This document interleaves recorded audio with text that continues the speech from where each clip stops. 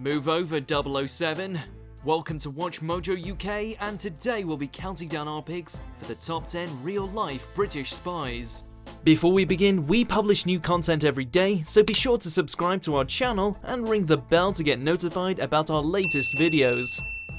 For this list, we're only considering people who spied for the British, regardless of whether or not they were British citizens. As such, Brits like Kim Philby, who spied against his own country, will not be included. Number 10. Kathleen Tesch. A 2017 biography by former MI5 spy master Maxwell Knight revealed the previously unknown identities of 7 British spies. One, codenamed MT, was Kathleen Tesch, and she managed to infiltrate the inner circle of one of the most dangerous individuals in human history, Adolf Hitler. Described as an entirely ordinary and unassuming member of the public, Tesch was a housewife whose modest nature made her the perfect person to get close to the Führer. She even managed to score a face-to-face with Hitler at his home in the German Alps, but ultimately failed to acquire any important secrets about the dictator. However, she did receive a signed copy of Mein Kampf. Number 9. Eric Roberts. A bank clerk by day and an MI5 agent by night, Eric Roberts first served to stop the flow of communism into Britain in the 1920s, but by the 1930s, a larger threat was sweeping Europe: fascism.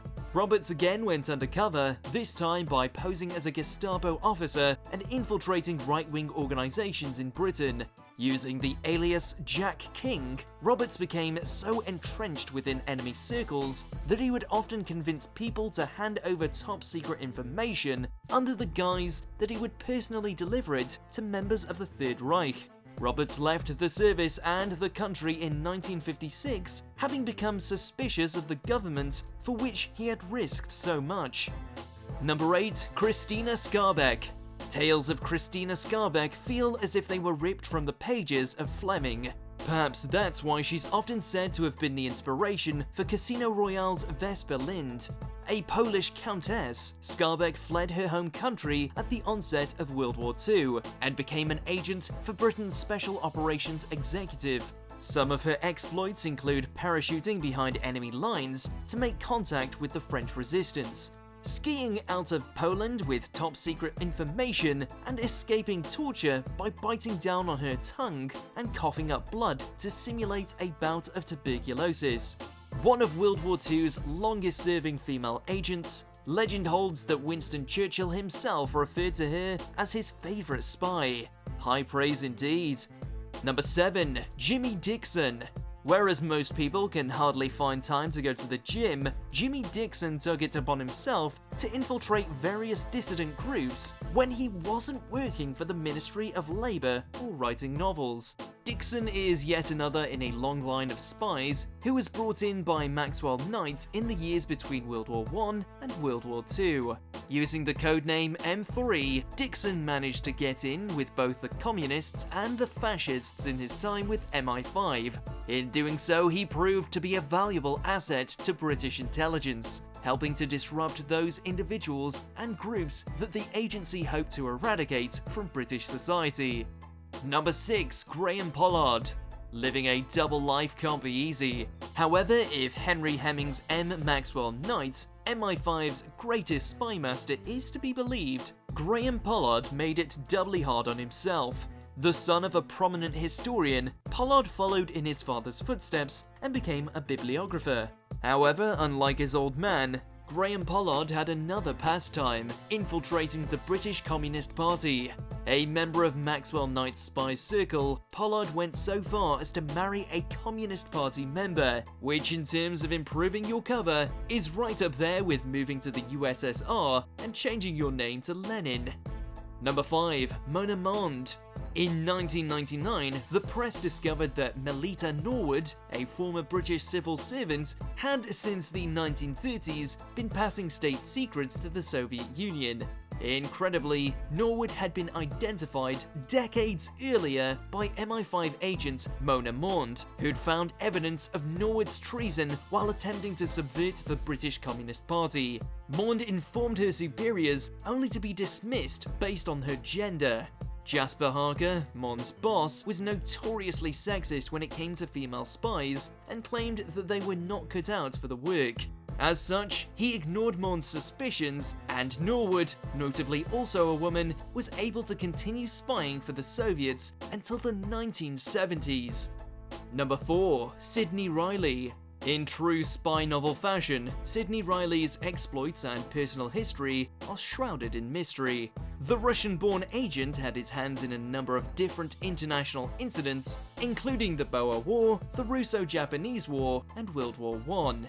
He came to London in the 1890s and before long had himself a new passport and a new gig, informing for Scotland Yard's special branch.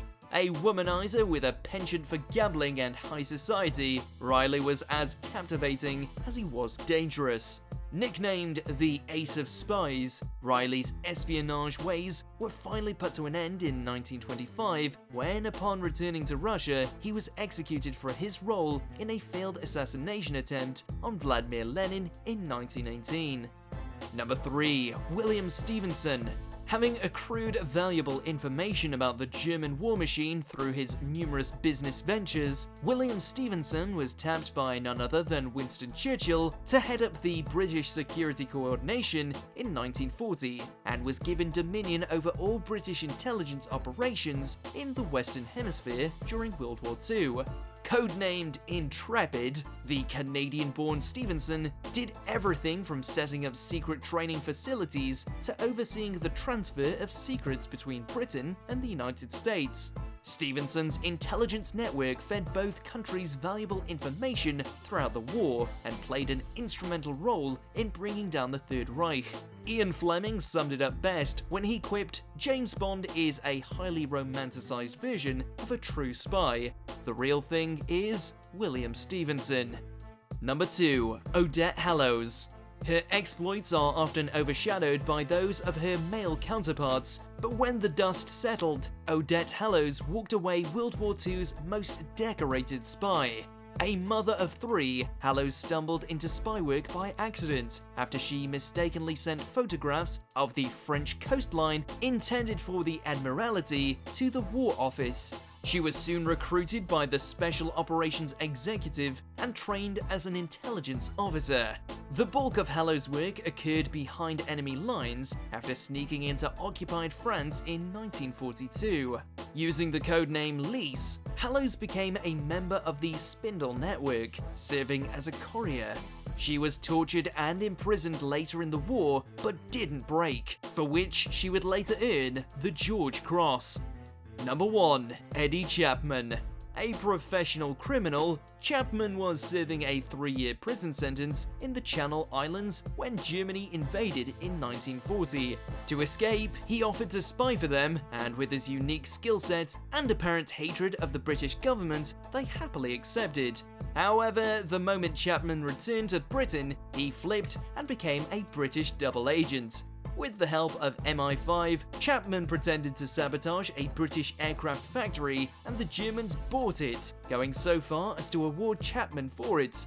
Codenamed Agent Zigzag, Chapman survived the war and was later pardoned for his pre-war crimes.